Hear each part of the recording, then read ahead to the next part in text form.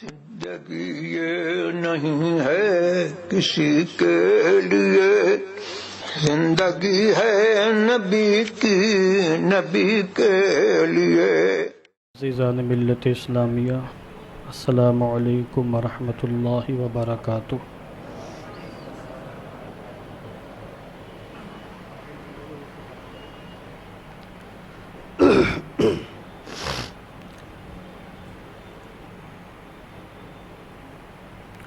نحمدہ ونصلی ونسلم علی رسولہ الکریم،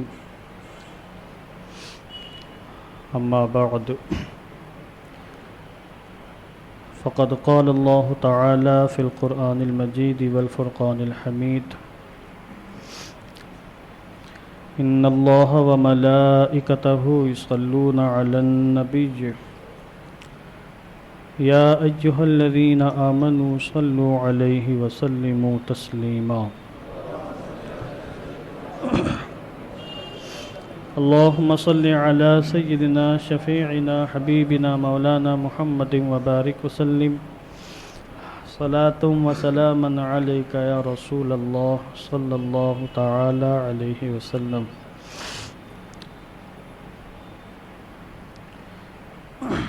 اللہ تبارک و تعالی کے فضل و کرم سے آج ہم ایک بار پھر اس کی بارگاہ میں درس حدیث کے محفل میں حاضر ہیں۔ اللہ عز و جل ہم سب کو دین سیکھنے کی توفیق عطا فرمائے اور درس حدیث کی برکتوں سے مالا مال فرمائے۔ اللہ تبارک و تعالی کے فضل و کرم سے باب القراءت فی الصلاۃ کی تکمیل ہو چکی ہے، اور قراءت کے حوالے سے رسول کریم صلی اللہ تعالی علیہ وسلم کی احادیث کریمہ کا ایک منتخب گلدستہ آپ حضرات کی روبرو میں نے پیش کیا، جس کی روشنی میں آپ نے سمجھا کہ ہمارے آقا حضور علیہ الصلوۃ والسلام نماز میں کس انداز کی قراءت فرماتے تھے، کس نماز میں کس صورت کی قراءت فرماتے تھے، اور قراءت کے حوالے سے آپ حضرات کو کافی کچھ باتیں معلوم ہو چکی ہیں۔ درس حدیث کے سارے بیانات میرا جو چینل ہے یوٹیوب کے اوپر، اس کے اوپر پڑے ہوئے ہیں، آپ وہاں سے جا کر سن سکتے ہیں، سماعت کر سکتے ہیں اور استفادہ کر سکتے ہیں۔ اسی طریقے سے محبوب سبحانی میں نے گروپ بھی بنایا ہے، آپ حضرات میں سے کافی احباب اس میں جڑے ہیں، 250 سے زیادہ لوگ اس سے وابستہ ہیں۔ اس گروپ پر بھی میرا بیان ڈالا جاتا ہے اور اس سے لوگ محظوظ ہوتے ہیں، مستفید ہوتے ہیں۔ خادم صاحب سے گزارش ہے کہ اے سی چلا دیں، آج کافی گرمی ہے۔ کبھی کچھ فیصلے خود سے کیے جاتے ہیں، چہرہ دیکھ کر فیصلہ کیا جاتا ہے۔ درود شریف پڑھ لیں، اللہم صلی علی سیدنا مولانا محمد وبارک وسلم، صلاۃ و سلاما علیک یا رسول اللہ صلی اللہ تعالی علیہ وسلم۔ باب الرکوع، آج جو حدیث پاک میں پیش کر رہا ہوں وہ رکوع کے حوالے سے ہے۔ آپ حضرات اچھی طرح جانتے ہیں کہ نماز میں کچھ باتیں فرض ہیں، ان فرض باتوں میں ہر رکعت میں ایک مرتبہ رکوع کرنا بھی فرض ہے، شامل ہے۔ تکبیر تحریمہ، قراءت، رکوع، سجود، قاعدہ اخیرہ، خروج بسنعہ، یہ وہ چیزیں ہیں جو نماز کے ارکان میں ہیں، نماز میں فرض ہیں، ضروری ہیں، ان کو کیے بغیر نماز نہیں ہو سکتی۔ کچھ چیزیں شرط ہیں اور کچھ چیزیں فرض ہیں۔ جو چیزیں شرط ہوں انہیں بھی رکن کہا جاتا ہے، اور جو چیزیں نماز میں فرض ہیں انہیں بھی رکن کہا جاتا ہے۔ تو اب تک آپ نے طہارت کے حوالے سے، تکبیر تحریمہ، استقبال قبلہ وغیرہ کے حوالے سے کافی کچھ باتیں سماعت کی ہیں۔ اب رکوع کے حوالے سے چند باتیں میں احادیث کریمہ کی روشنی میں آپ حضرات کے روبرو پیش کرنا چاہتا ہوں، اور ہمیں یہ امید ہی نہیں بلکہ یقین ہے کہ آپ کی معلومات میں کافی کچھ اضافہ ہوگا۔ مگر آپ حضرات سے مجھے تھوڑی سی شکایت یہ ہے کہ آپ خود تو آتے ہیں اپنے بیٹوں کو، پوتوں کو، نوازوں کو، احباب کو، رشتہ داروں کو لانے کی کوشش نہیں کرتے، جبکہ آپ شادی بیاہ میں، پارٹیوں میں جاتے ہیں تو اپنے گھر کے تمام افراد کو لاد کر لے جاتے ہیں، طرح طرح کی مشقتیں برداشت کرتے ہوئے، کرایہ خرچ کر کے، مگر جب ذکر رسول کی محفل میں آنا ہو، دین سیکھنے کی بات ہو، تو مسجد میں آ کر بھی بہت سے لوگ پتلی گلی سے نکلنے کی کوشش کرتے ہیں۔ یہ بہت بڑا المیہ ہے امت کے لیے، مسلمانوں کے لیے۔ اگر تھوڑی سی بھی کوشش کریں آپ حضرات تو یہ مسجد یہاں قدم رکھنے کی جگہ نہیں رہے گی۔ ٹھیک ہے، مصروفیات ہیں، ذمہ داریاں ہیں، کام کاج ہیں، مگر یہ کون سا کام کاج اور یہ کون سی مصروفیت کہ آپ ہفتے میں ایک دن فقط آدھا گھنٹہ نہیں نکال سکتے ہیں اللہ اور رسول کے لیے؟ تو یہ تو بہت بڑا المیہ ہے، یہ ایک افسوسناک بات ہے۔ بہرحال حدیث پاک دیکھیں آپ، حضرت انس رضی اللہ تعالیٰ عنہ سے مروی ہے، وہ کہتے ہیں قال رسول اللہ صلی اللہ علیہ وسلم۔ دیکھیے جلسوں میں اور اس طرح کی محفلوں میں بنیادی فرق یہی ہے، جلسے میں خطیب گلا پھاڑ پھاڑ کر چیخے گا، نعرے لگوائے گا، ہاتھ اٹھوائے گا، آپ سمجھیں چاہیں بھاڑ میں جائیں۔ تھوڑا مشکل لفظ ہو گیا، سمجھیں چاہیں نہ سمجھیں۔ اور اس طرح کی جو درسی محفلیں ہوتی ہیں اس میں درس دینے والا کوئی بھی ہو، وہ یہ کوشش کرتا ہے کہ ہمارے سامعین، سننے والے سمجھ جائیں، بس ان کے دل میں بات اتر جائے، مسئلہ واضح ہو جائے۔ اسی طرح ائمہ حضرات اس طرح کی محفلوں کو سجاتے ہیں۔ مقصود چیخنا، چلانا یا نعرے لگوانا ہرگز نہیں ہے، مسائل سمجھانا ہے۔ تو حضرت انس بن مالک فرماتے ہیں قال رسول اللہ صلی اللہ علیہ وسلم، اللہ کے رسول صلی اللہ علیہ وسلم نے ارشاد فرمایا اقیموا الرکوع والسجود فواللہ انی لاراکم من بعدی، متفق علیہ۔ یہ حدیث پاک بخاری کے اندر بھی ہے، مسلم شریف کے اندر بھی ہے۔ حضور نے ارشاد فرمایا رکوع اور سجدے کو مکمل طریقے سے ادا کرو، صحیح ڈھنگ سے ادا کرو، خشوع خضوع کے ساتھ ادا کرو، کیونکہ میں تمہیں اپنے پیچھے کی جانب سے بھی دیکھ رہا ہوں۔ سبحان اللہ بولیے۔ حضور علیہ السلام کا معجزہ یہاں بیان کیا گیا ہے۔ پہلے میں رکوع کے حوالے سے کچھ باتیں عرض کر دیتا ہوں، پھر حدیث پاک کی انشاءاللہ میں مختصر شرح کروں گا۔ رکوع کا معنی ہوتا ہے جھک جانا، اور اتنا جھکنا کہ آپ کا ہاتھ آپ کے گھٹنے تک پہنچ جائے۔ اگر آپ اپنے گھٹنوں کو پکڑنا چاہیں تو آپ کا ہاتھ وہاں پہنچ جائے، اس قدر رکنے کا نام ہے رکوع۔ عورتوں کا رکوع یہ ہے کہ وہ صرف اپنے گھٹنوں کو چھو لیں، اور مردوں کا رکوع یہ ہے کہ اپنے گھٹنوں کو صحیح سے پکڑ لیں۔ اس کی میں مکمل وضاحت پچھلے درسوں میں کر چکا ہوں۔ تو رکوع کا معنی ہوتا ہے جھک جانا، ایک ہے سر جھکانا اور ایک ہے دل جھکانا۔ تو سر جھکانے کو بھی رکوع کہا جاتا ہے، رکوع، را کاف واو عین، رکوع۔ اور دل جھکانے کا نام بھی رکوع ہے، جس کو آپ عربی میں یا اردو میں خضوع کہتے ہیں، خضوع، دل جھکا دینا۔ رکوع نماز کا رکن ہے، اور رکوع کے بغیر نماز نہیں ہو سکتی۔ نماز کی ہر رکعت میں ایک رکوع فرض ہے، ضروری ہے، فرض عین، ہر نمازی پر ضروری ہے۔ اور رکوع یہاں پر حضرت امام ملا علی قاری نے بہت پیاری بات کہی کہ رکوع اللہ کا ایسا تحفہ ہے کہ جس کو اللہ رب العزت نے امت محمدیہ کے ساتھ خاص فرمایا ہے۔ رکوع ہمیں ملا، کسی اور کو نہیں ملا تھا۔ دیگر امتوں پر جو نمازی تھی وہ قیام کے ساتھ ڈائریکٹ سجدے میں چلے جاتے تھے، مگر ہماری جو نماز ہے ہم قیام کرتے ہیں، پھر رکوع کرتے ہیں، اس کے بعد سجدہ کرتے ہیں۔ سجدے سے اللہ کا قرب حاصل ہوتا ہے، اور اس قرب کا ذریعہ رکوع ہے۔ پہلے انسان رکوع کرتا ہے، رکوع کو سجدے کا وسیلہ بناتا ہے، اور پھر وہ سجدے میں جاتا ہے۔ قرآن مقدس میں اللہ نے فرمایا وَارْكَعُوا مَعَ الرَّاكِعِينَ، رکوع کرنے والوں کے ساتھ رکوع کرو۔ یہاں پر دو طرح کی تفسیریں ہیں۔ ایک تو یہ ہے کہ اس آیت کریمہ میں اللہ نے فرمایا نماز پڑھنے والوں کے ساتھ نماز پڑھو، یعنی رکوع سے مراد نماز ہے، جز بول کر کل مراد۔ اور ایک معنی یہی ہے کہ رکوع کرنے والوں کے ساتھ رکوع کرو، چونکہ رکوع امت محمدیہ یعنی ہم سب کا خاصہ ہے، اللہ نے بالخصوص ہمیں یہ تحفہ عطا فرمایا اور اپنے قرب کا ایک ذریعہ ہمیں بخشا کہ اس کے ذریعے سے ہم رب تعالیٰ کا قرب حاصل کر سکتے ہیں۔ اس لیے رکوع کی حد تک جھکنا کسی کے لیے جائز نہیں ہے، کسی بھی شخص کے لیے رکوع کی حد تک تعظیم کی نیت سے جھکنا جائز نہیں۔ ہاں چومنا ہو، کسی کا ہاتھ دست بوسی کرنا ہو، دست بوسی کے حیلے سے جھکنا جائز ہے، اور یہ درست نہیں کہ انسان جھکے بھی پھر دست بوسی بھی نہ کرے، کسی کے سامنے سر جھکا بھی دے رکوع کی حد تک اور پھر اس کا ہاتھ بھی نہ چومے، یہ جائز نہیں ہے۔ یا تو جھکے نہ سیدھا مسافہ کریں، اور اگر جھکنا ہے تو پھر ہاتھ چومیں اس کا جس کے لیے آپ جھک رہے ہیں، تو ہاتھ چومنے کی وجہ سے جھکنا جائز ہو جائے گا، ورنہ پھر جھکنا کسی کے سامنے صرف اللہ رب العزت کے لیے ہوگا، جھکنا کسی اور کے لیے نہیں ہوگا۔ ایک بات آپ کو اچھی طرح پتہ ہے کہ ہر رکعت میں 2 سجدے ہیں اور ہر رکعت میں ایک ہی رکوع ہے، رکوع ایک ہی ہے، سجدے 2 ہیں، آخر ایسا کیوں؟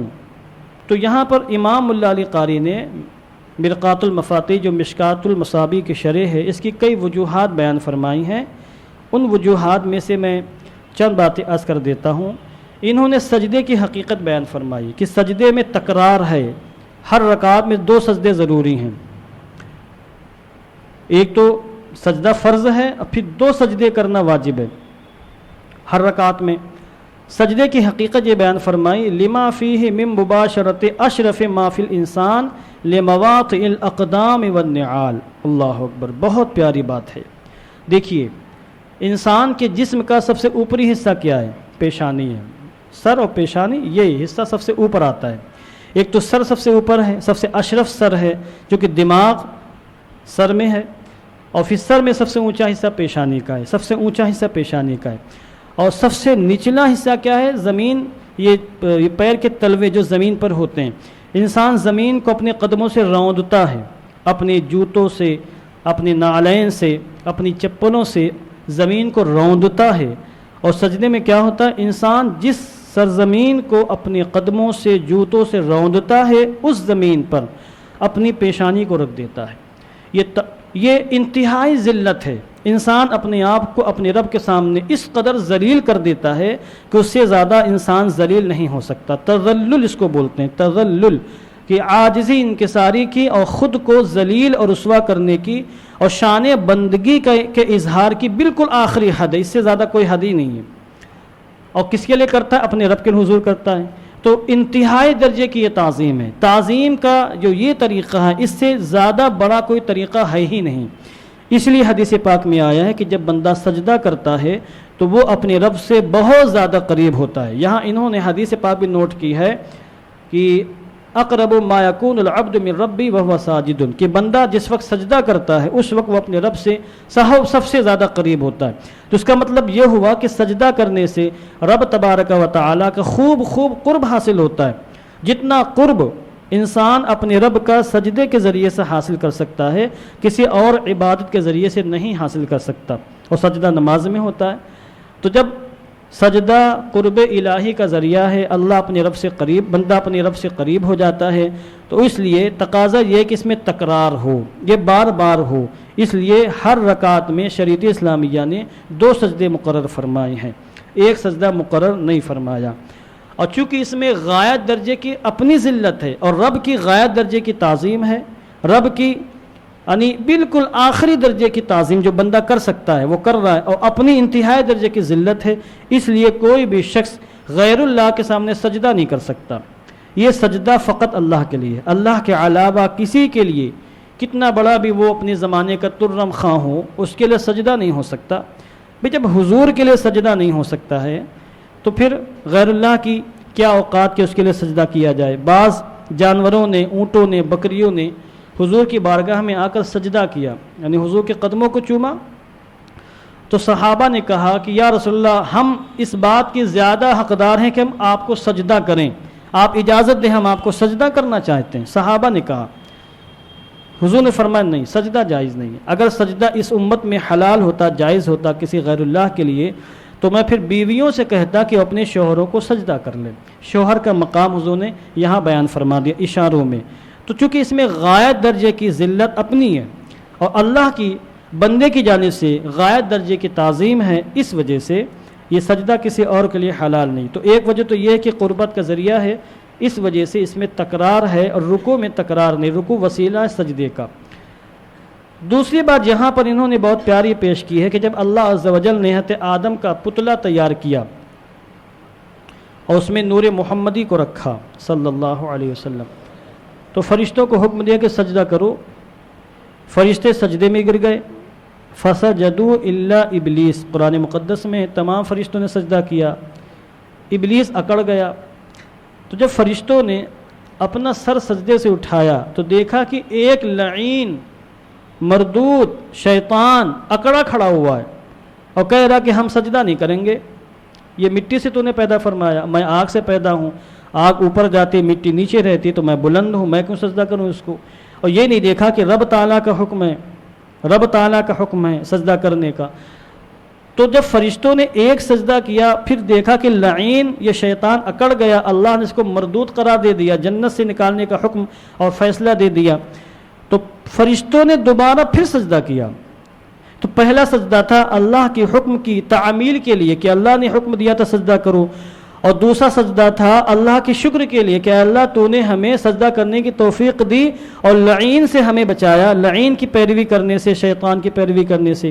تو اب فرشتوں کی یہ ادا اللہ کو پسند آئی، اور پھر نماز میں اللہ عز و جل نے 2 سجدے رکھے ہر رکعت میں اسی بنیاد پر۔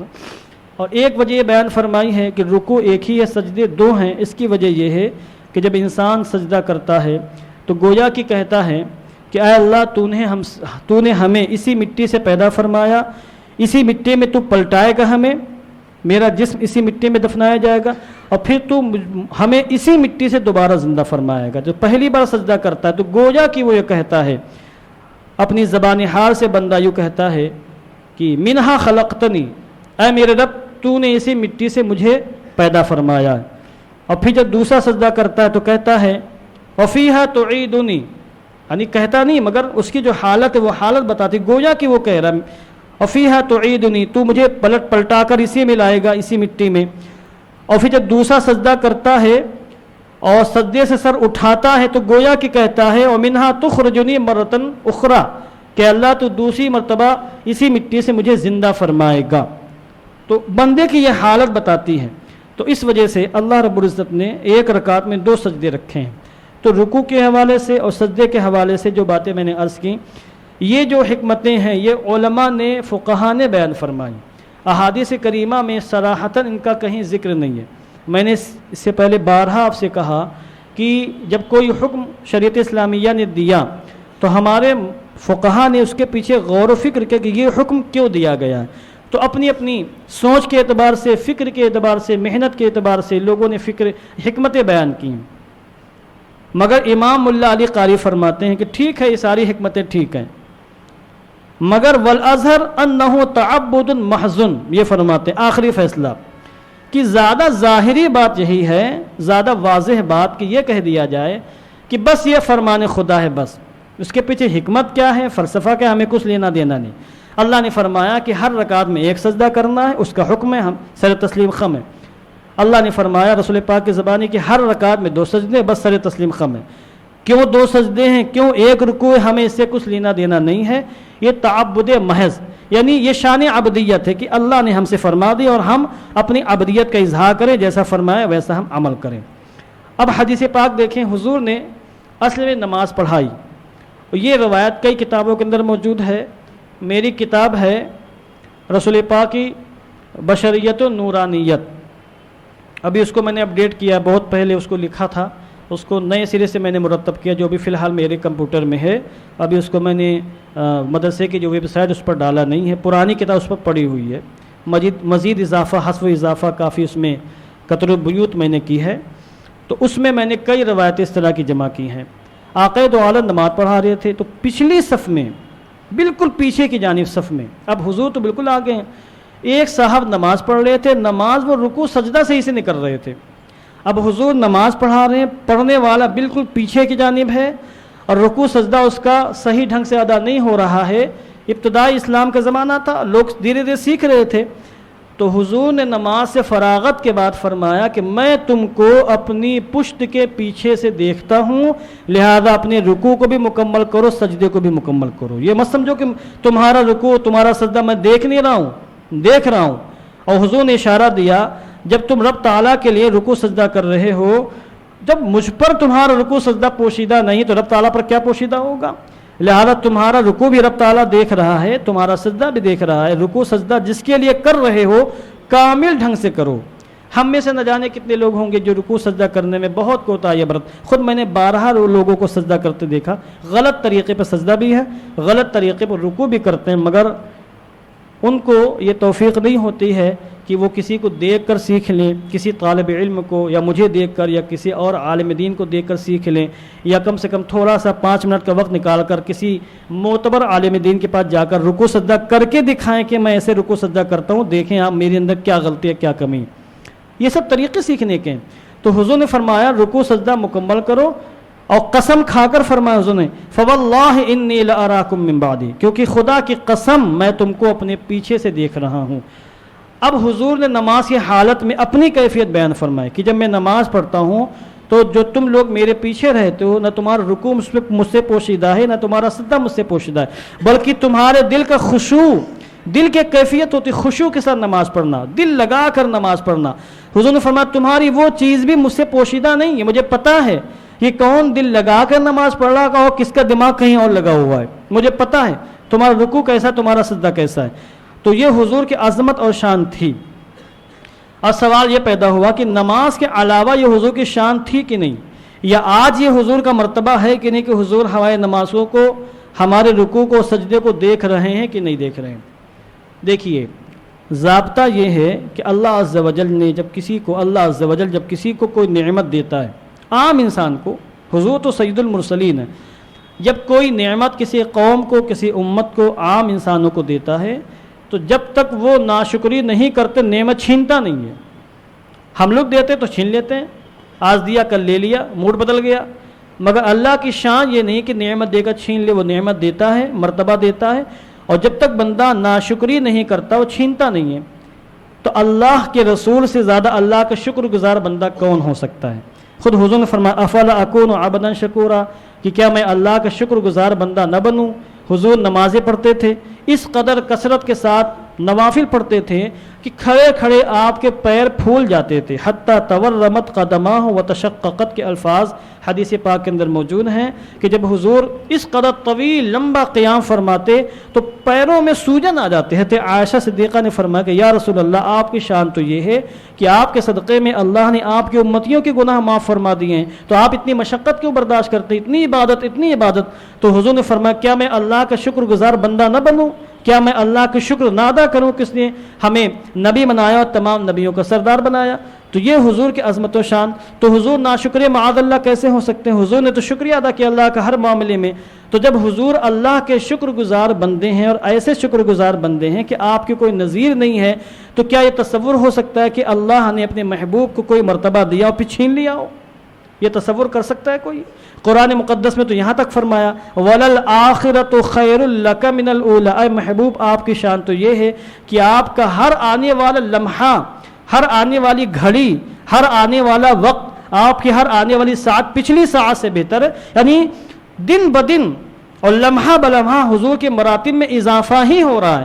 تو جب اللہ نے حضور کو مقام دیا تھا کہ نماز میں حضور اپنے نمازیوں کی اپنے پیچھے نماز پڑھنے والوں کی کیفیت کو دیکھیں، رکوع سجدے کو دیکھ لیں، تو پھر نماز کے بعد بھی کیفیت برقرار ہے۔ آج بھی ہمارا عقیدہ یہ ہے کہ حضور رحمت عالم جان عالم اللہ کے عطا سے اپنی امتیوں کے احوال سے واقف ہیں، اور امتیوں کی نماز کو، رکوع سجدے کو باقاعدہ اپنی قبر انور میں رہ کر مشاہدہ فرما رہے ہیں۔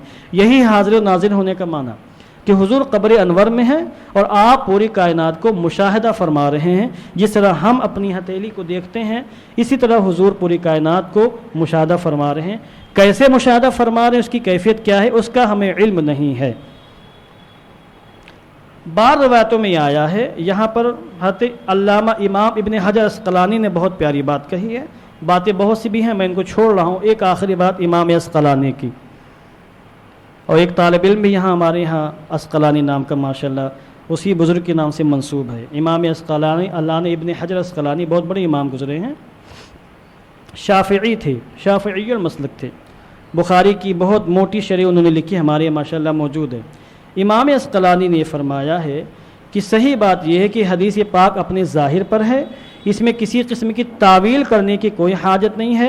हुजूर को अल्लाह ने मर्तबा अता फरमाया था और हुजूर की शान ये थी कि हुजूर आगे पीछे दाएं बाएं हर चार जानिब हुजूर यकसा तौर पर देखते थे, करीब का भी देखते थे, बाइद का भी देखते थे। जिसको देखते थे वो चीज़ सामने हो चाहे सामने ना हो, हुजूर मुशाहदा फरमाते थे। हमारा मामला ये कि सामने होगी तो हम देख पाएंगे, दाएं बाएं हुई तो हम देख नहीं पाएंगे, चेहरा घुमाना पड़ेगा हमको। और सामने भी बीच में कोई चीज़ हाइल ना हो, अगर सुतून बीच में आ गया उसके पीछे कौन बैठा मैं थोड़ी देख रहा हूँ कौन बैठा हुआ है। रोड के पर कौन लोग जा रहे हैं हम क्या पता कौन लोग जा रहे हैं। चीज़ें हायल है, पर्दा हायल है, दीवार हायल है। हुजूर की शान ये थी कि कुर्बो बुअद, करीब का भी बाइद का भी दाएं बाएं का भी हुजूर मुशाहदा फरमाते थे। ये अल्लाह की दी हुई आपके पास ताकत और क़ुव्वत थी। और बार रवायतों में ये आया है कि जिस तरह आपकी पेशानी में 2 आँखें, हमारी पेशानी में हुजूर की 2 आँखें, और हुजूर की पसे पुष्ट पीठ पर दोनों कंधों के बीच में सुई की नाके के बराबर, सुई में जो छेद होता है यहाँ पर सम्मिल खियात का लफ्ज़ आया, सुई की नाके के बराबर हुजूर की 2 आँखें थीं। और वो आँखें ऐसे अजीम थीं कि वो तमाम चीज़ों का, पीछे की जानिब मौजूद तमाम चीज़ों का मुशाहदा करती थी और कोई भी चीज़ हायल नहीं हो पाती थी। इसलिए हुजूर ने उस शख्स को देख लिया जो बिल्कुल सफ़ों के पीछे नमाज पढ़ रहा था। आपकी पुश्त में, पुश्त अनवर में जो इस किस्म की 2 छोटी छोटी आँखें मौजूद थीं, उन आँखों से हुजूर ने उस शख्स का मुशाहदा फरमाया था। और फिर आपने तंबीह फरमाया कि ये मत समझो कि तुम्हारा रुकू सजदा मुझ पर पोशीदा है, मैं तुम्हारा रुकू भी देख रहा हूँ, तुम्हारा सजदा भी देख रहा हूँ, लिहाजा अकीम रुकुआ व सुजूदा, रुकू को भी मुकम्मल तरीके से अदा करो और सजदे को भी मुकम्मल तरीके से अदा करो। यह हदीस पाक बुखारी के अंदर भी है, मुस्लिम शरीफ के अंदर भी है। अल्लाह अज़्ज़ा वजल हम सब को खुशू खुजू के साथ सही ढंग से नमाज अदा करने की, बिलखुसूस रुकू सजदा सही ढंग से अदा करने की